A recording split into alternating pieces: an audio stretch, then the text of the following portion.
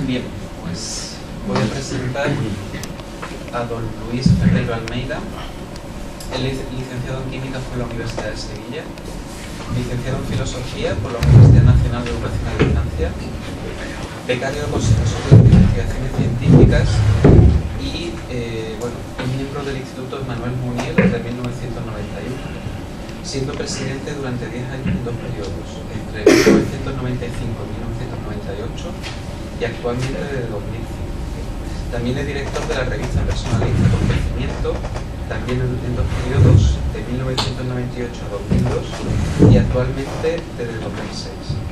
Ha publicado numerosos artículos en la revista Acontecimiento, también en la revista Nous de la Asociación Española de Logoterapia y en la revista Persona, revista iberoamericana de personalismo comunitario, así como varios capítulos en libros colectivos y numerosos cursos y conferencias en España, México y Uruguay. Muchas gracias.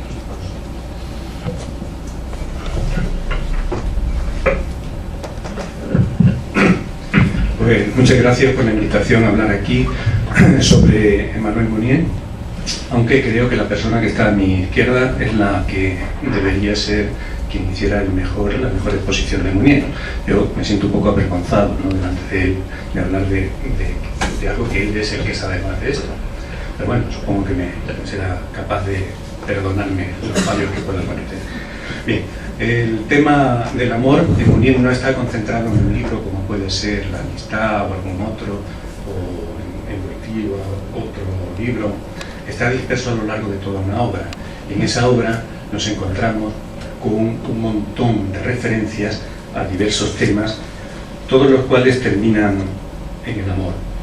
Mounier nos habla del espíritu burgués, de la fuerza, de la autoridad, de la patria, de la paz, de la comunidad, de mil temas. Y al final de todos ellos, todo termina en el amor. Como en la canción de Mireille Mathieu, de la 40ª Sinfonía de Mozart. Al final de todas las cosas está el amor. En el fondo de todo está el amor. Entonces es difícil encontrar un tratado claro sobre lo que Mounier piensa en el amor. Está todo disperso, pero no está disperso solo en su obra, sino en su vida. Yo diría que su obra es una obra del amor. Todo lo que ha hecho, todo lo que ha escrito, lo ha hecho con una legión detrás para la que piensa y para la que actúa. Mounier lleva una comunidad en su pensamiento. Es un pensamiento fraternal y cuando reflexiona para los otros. Por eso también se confronta con diversos autores como pueden ser Kierkegaard, Marx, Sartre o Nietzsche, y en el fondo de esa confrontación también está el tema del amor. Yo diría que Mounier, aunque no ha sintetizado su pensamiento sobre el amor, o no lo ha expresado por escrito más que de una forma dispersa, hay un tratado implícito del amor. En él, quizás ese tratado no lo ha escrito porque Medoncel o porque Marinier y otros ya habían escrito sobre el amor suficientemente y él posiblemente estaba de acuerdo con eso. Pero en ese tratado que él tiene en la mente y sobre todo en el corazón, pues yo creo que hay tres fuentes que son las que lo alimentan. En primer lugar, una vida personal en la que se muestra como un hombre apasionado por la amistad. Él tiene un deseo profundo de escucha del otro, un estar volcado hacia los demás, un afán de congregar grupos humanos, de crear comunidad, una idea de acercamiento al otro que termina siendo su prójimo. Hay algunos escritos de el cuarto tomo de las obras de Mounier, donde nos dice que él aspiraría a un mundo donde al doblar la esquina se encontrase con un desconocido e inmediatamente pusieran de poner de manifiesto sus sentimientos más íntimos y entregar lo más profundo de su persona. Entonces esa sería una primera fuente.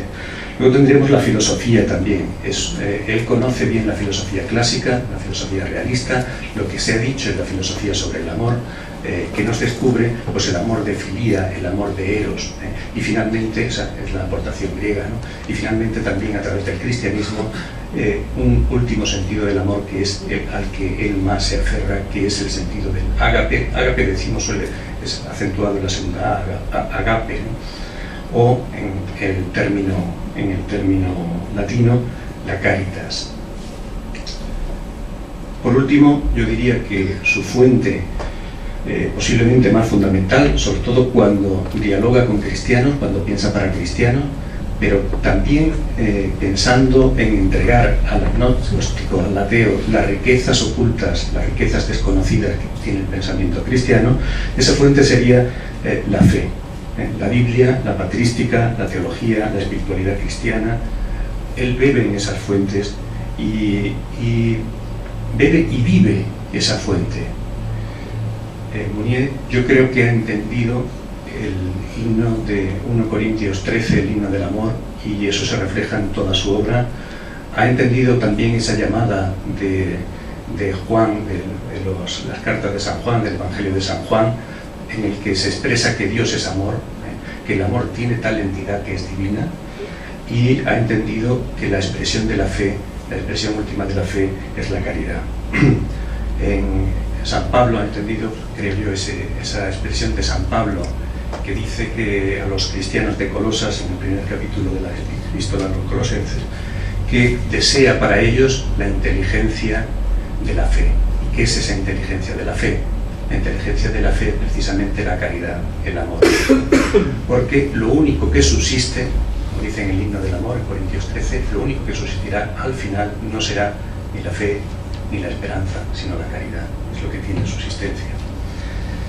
Entonces creo que hay una fuente que le permitiría decir que es necesario cultivar, como decía Antonio Machado, sobre la fuente de la caridad que brota, que fluye también en su corazón, dice él en un poema. Solo que ese poema de Machado seguro que la terminación no la compartiría Mounier. Es un final triste donde Machado dice: seca, Dios mío, de una fe sin amor la turbia fuente. Nunca diría Mounier eso, sino que diría: aviva, busca la fuente en donde avivar esa corriente de caridad y vivir de ella. Pero hay algo que me preocupa en el pensamiento de Mounier, que es el lugar que ocupa, y sobre todo Mounier piensa en el lugar que tiene el amor en el hombre, el amor, el lugar social también del amor. Hemos visto, decía Antonio, que vivimos en tiempos de amor líquido, así como Bauman, ¿no? De tiempos de amor efímero, de tiempos en que lo que se entiende por amor ya es un pálido reflejo de lo que en esas fuentes filosóficas y en esas fuentes teológicas conoce Mounier. Digamos que la palabra amor, como decía también Martin Buber, de la palabra Dios es la palabra más vilipendiada, más maldita de la historia, porque en su nombre se han hecho guerras, se han hecho matanzas, ¿verdad? Pues también la palabra amor hoy día es una palabra vilipendiada. Y Mounier, una de las ideas que tiene respecto a lo que ha de hacer el personalismo es restaurar el honor perdido de las palabras, devolverle su verdadero significado para que en realidad nos digan lo que nos tiene que decir y fecunden en nuestro interior aquello que ha de hacer en la persona.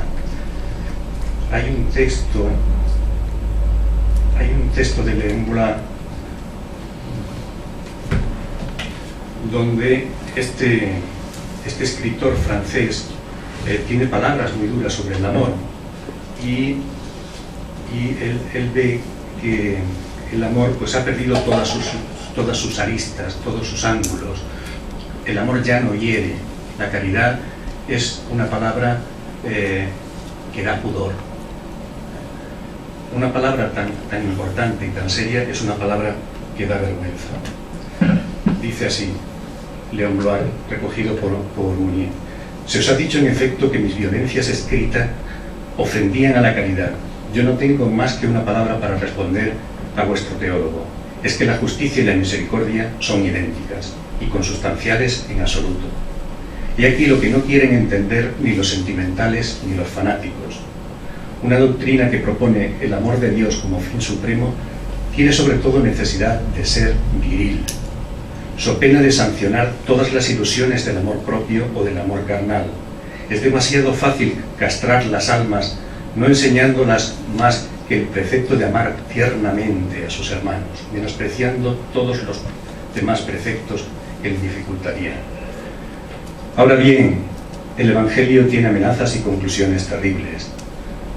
No por eso da menos su vida a Jesucristo por todos, pero después de haber dejado la consigna de hablar por todas partes como él mismo ha hablado. Yo digo que desde este punto de vista la caridad consiste en vociferar y que el verdadero amor debe ser implacable. Pero eso supone una virilidad tan difunta hoy que no se puede ya ni siquiera pronunciar su nombre sin atentar al pudor. En este sentido, pues Mounier culpa en gran parte al burgués y a la cultura burguesa de haber perdido el sentido del amor. Sobre el burgués nos dice Mounier dos cosas: que ha perdido el sentido del ser y que ha perdido el sentido del amor. Valdría la pena leer un escrito sobre el burgués donde él analiza esa pérdida del amor. Cree amar porque no puede vivir sin la simpatía. Hay una confusión, y yo creo que es una confusión de nuestros tiempos, en que la simpatía, la cordialidad, las ternuras, hacen del amor algo blando, algo bastante blandengue, bastante poco consistente. Pues esto lo ve él en el burgués. La simpatía es simplemente pues como una sintonía, como una química que podemos decir entre las personas, ¿verdad? Una facilidad en las relaciones, cuando en realidad habría que ir más a fondo, como luego quisiera terminar. Pero amar, es decir, no tomar nada, es decir, darse incluso uno mismo, amar en una palabra, esto es, amar perfectamente, eso solo se aprende con Dios. Porque no ama, el burgués no tiene la fe, no cree en los acontecimientos, no cree en los hombres, no cree en las iniciativas, no cree en las locuras.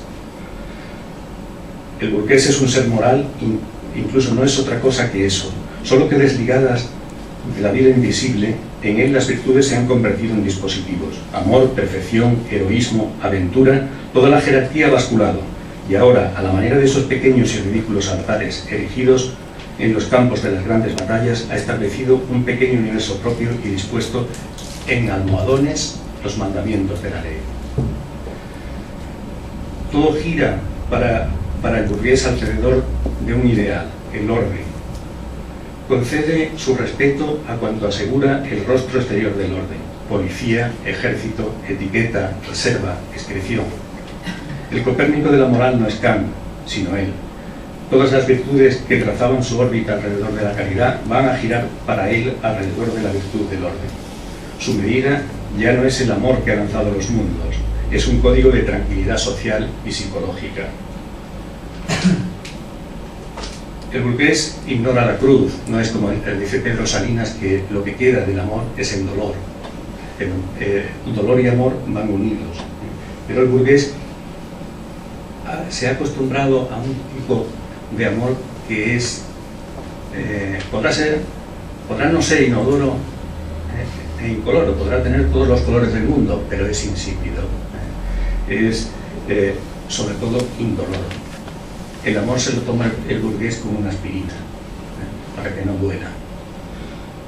Nada que nos lleve a un compromiso total, nada que nos lleve a una fidelidad que valga tanto como la vida. Para él,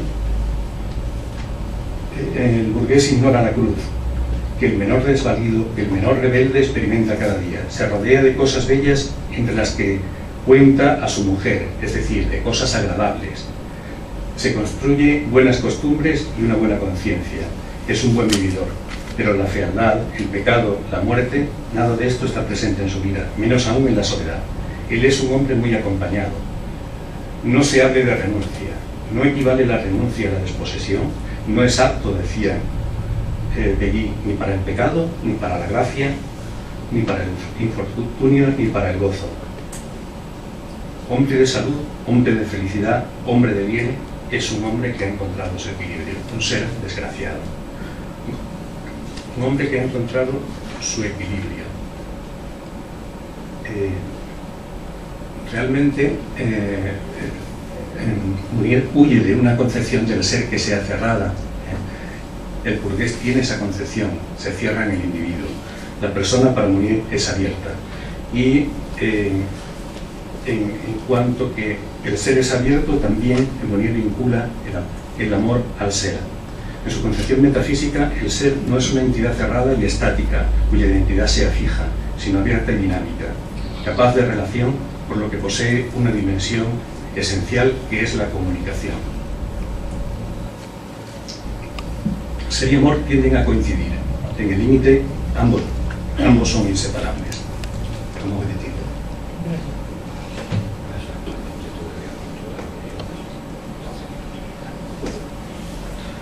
Bien. Mounier se revela contra esto. Plantea el amor en un nivel que no es el de la psicología, que no es el nivel de las relaciones agradables en la sociología. Va más a fondo, es una relación metafísica. El amor pertenece, tiene un espesor metafísico. Podríamos decir que no es una simple cualidad, tampoco podríamos decir que es una entidad. Quizás creo que hay podríamos situarlo con unas palabras de Arenguren que señala que el amor sería un hábito entitativo, una estructura fundamental de la existencia. O sea, no es una virtud más, no es un sentimiento, aunque también lo sea, por supuesto, ¿no? Pero más allá de ser un sentimiento, más allá de eso, es una estructura fundamental de la existencia que hace que se apetezca todo bien a partir de él.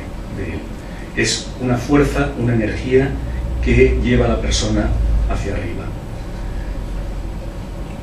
Mounier lo describe como ese bien espiritual que lo une todo, dejando distintos aquellos a los que él une. El amor no confunde, une sin confundir. El amor solo se consuma con la donación, la superabundancia que es la ley del espíritu. El amor, entonces, como el ser, es inquietud y no éxtasis. Es movimiento expansivo hacia todos los puntos cardinales del ser. En este sentido, pues vamos a intentar concentrar algunas ideas sobre esa concepción del amor. Si es un movimiento hacia abajo, hacia arriba, hacia el frente. Un sentimiento hacia lo bajo, en contra de lo que es el eros en la filosofía griega. El eros es el amor del inferior al superior, que hace que tienda hacia más arriba el amante al amado. El ágape es al contrario, ¿no? Es el amor también del superior hacia el inferior. Entonces, el amor alza al pobre de la basura, levanta del polvo al desvalido, auxilia al pobre que no tiene protector. El amor se atreve a bajar a los infiernos para desde allí sacar a los que viven condenados en él. Es un movimiento también hacia lo alto, un movimiento en el cual el ser que ama no dice ego sum, yo soy, sino habla de sur sum, soy más, sobre soy, ¿no? Voy hacia arriba. Pero además en ese movimiento hacia arriba no quiere ir solo, quiere ir también con los demás, quieren que le acompañen todos los que tienen a su alrededor, que todo se eleve con él. Su anhelo es elevar el otro hacia lo alto, quiere que sea más con él. Podríamos decir que el amor es eso que enaltece al ser amado. El amor es enaltecimiento.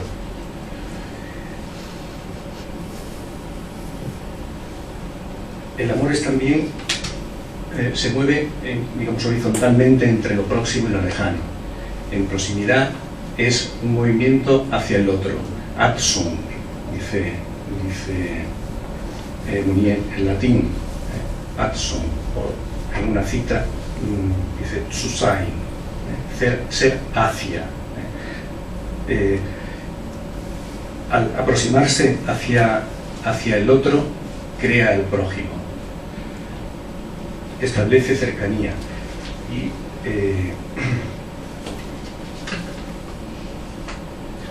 nos dice Mounier, la comunicación es el hecho primitivo. El primer movimiento que revela a un ser humano es un movimiento hacia el otro. El niño de 6 a 12 meses que sale de la vida vegetativa se descubre en los otros. se aprehende en actitudes dirigidas por la mirada de los otros. Por experiencia interior, la persona se nos aparece entonces como una presencia dirigida hacia el mundo y hacia otras personas. Las otras personas no la limitan, la hacen ser y desarrollarse. La persona no existe sino hacia los otros, no se conoce sino por los otros, no se encuentra sino en los otros. La experiencia primitiva de la persona es la experiencia primitiva, la experiencia primitiva de la persona es la experiencia de la segunda persona, el tú, y en él el nosotros preceden al yo, o al menos lo acompañan. Así como el filósofo que se encierra en el pensamiento jamás hallará una puerta hacia el ser, así también aquel que se encierra primero en el yo no halla jamás el camino hacia los otros. Se rebaja o se corrompe. Alter, el otro, se vuelve alienus, el factor de alienación. Yo me vuelvo a mi vez extraño a mí mismo, alienado. Casi se podría decir que solo existo en la medida en que existo para otros. Y en última instancia, ser es amar.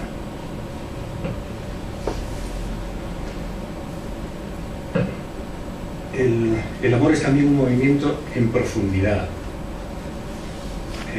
Dejo una cuestión que sería interesante de ver, que tendría que ver con el nacionalismo. Cuando habla sobre la paz, habla también de un prójimo lejano, habla de que el amor tiene un alcance universal.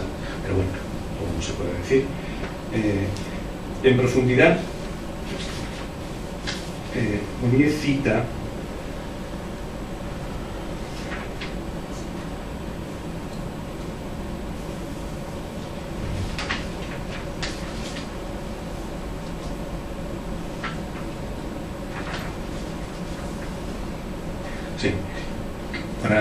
para entendernos con esto, cita a Santa Teresa, nada menos. Dice Santa Teresa: parécenos que lo damos todo, pero ofrecemos a Dios la renta o los frutos, y quedámonos con la raíz y la posesión. El amor no hace eso, no da simplemente lo que sobra, no da lo superficial, da de la raíz, y no solo da aquello que tiene, sino aquello que es, ¿no? En radicalidad, el amor es la persona que se da.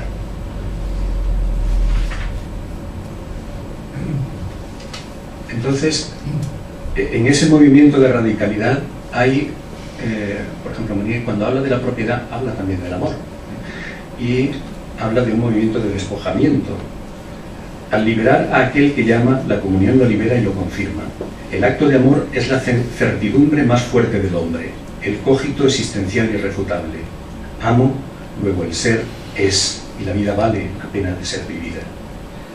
No me confirma solo por el movimiento mediante el cual lo establezco, sino por el ser que en él el otro me concede. Sartre no ha querido reconocer la mirada del otro, sino como una mirada que fija y petrifica, su presencia como una usurpación que me despoja y me sojuzga, me trastorna, al menos atropella mi seguridad, mis hábitos, mi sueño egocéntrico, pero es aún hostil el más seguro revelador de mí mismo.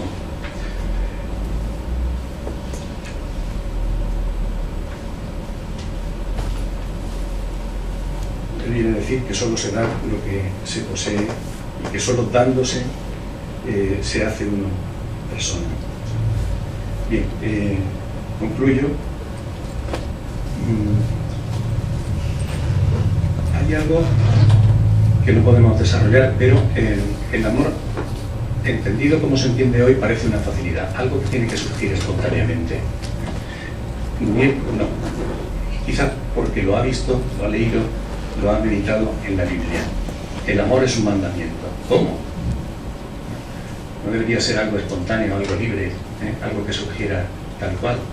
Pues no. Hay todavía algo que hace que yo quiera querer. Y ahí iría hacia la trascendencia, la salida hacia la gracia. Bien, concluyo. Hay otra cosa que me gustaría añadir, pero el tiempo resuelve.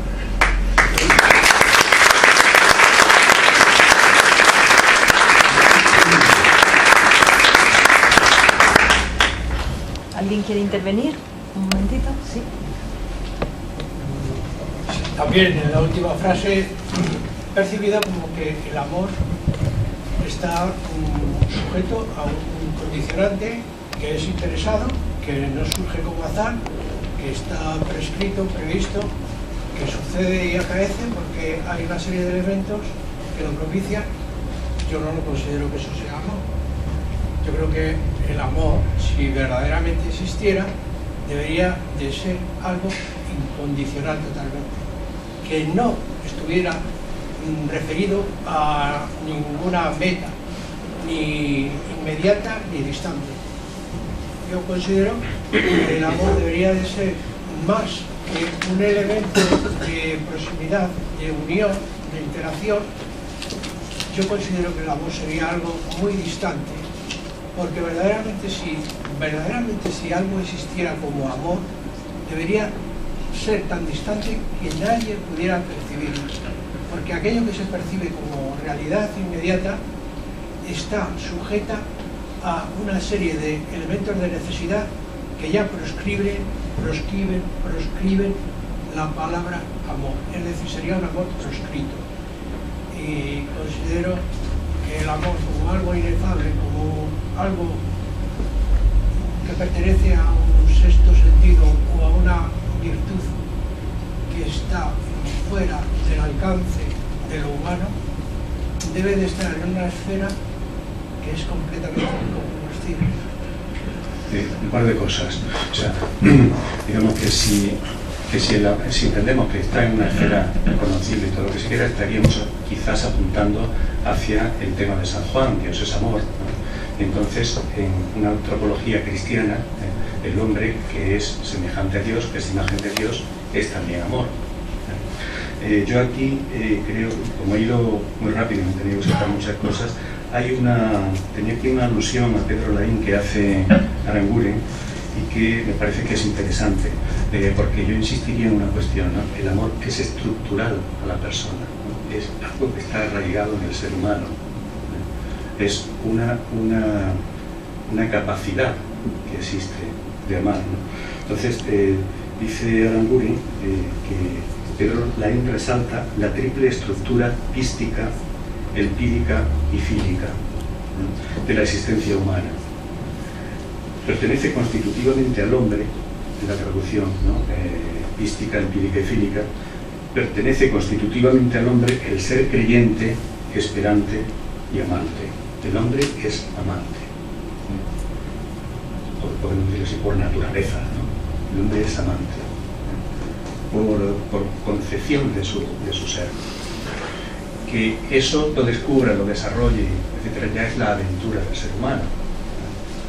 Pero está ahí puesta esa semilla para que se desarrolle, para que responda desde ello a la llamada del amor que le hace el otro. Bien. ¿Quiere intervenir? Sí. Una preguntita. Bueno, usted había dicho que el amor es ser. En algún punto esto pasó, que el amor es ser. Y yo estoy completamente de acuerdo con eso. Pero si el amor es ser, esto quiere decir que el amor no excluye nada, porque en el momento que el amor no es ser, empiezan ilusiones o empiezas a resistir, y cuando resistes excluyes a lo que es, entonces no es ser. Esto quiere decir que el amor es una integración de todo tal y como está, en mi opinión, ¿no? Y entonces, antes, usted había dicho que los que estamos más evolucionados en este sentido, ojalá no me expreso muy bien, intento, hablas de sacar personas que se encuentran en un infierno. Luego, el estar en un infierno, en primer lugar, ¿quién y cómo determinamos si alguien se encuentra en un infierno? Y al otro lado, ¿quién determina que esta persona ha llegado su momento de salir del infierno, o si hasta quiere salir de su infierno? ¿Usted puede dar una...? No sé si lo he entendido todo, pero bueno, de esto último creo que sí que es importante. Yo creo que viven en el infierno miles de millones de personas Sí. que pasan, que viven en la miseria y que están a las espaldas nuestras. Entonces, de ahí que yo diga que el amor no puede ser blando. El amor, violenti rapium illud, decía el Evangelio, ¿no? El reino solo lo arrebatarán los violentos, los esforzados. Entonces, el amor tiene que manifestarse con carácter, con fuerza, y bajar hacia esos lugares. Creo que es evidente, hoy en España millones de personas que están paradas, y no solo por razones económicas, también hay otras razones de gente que vive en infierno. Yo hablo de infierno metafóricamente, yo, claro. Yo soy víctima de malos tratos. Entonces yo conozco los dos lados del amor. Yo he estudiado los últimos años muy profundamente lo que es el amor, porque yo quería saberlo, porque no tener luego una misma sentirme atrapada otra vez. Pero luego lo que yo veo es que aunque tienes mucho amor y puedes intentar sacar a personas del infierno, no quiere decir que estas personas quieren en este momento sacar de este infierno. Sí. Yo creo que en el momento que estás intentando a sacar las personas de ahí que realmente no están preparados para eso y se resisten a tu ayuda, en este momento no creo que es amor.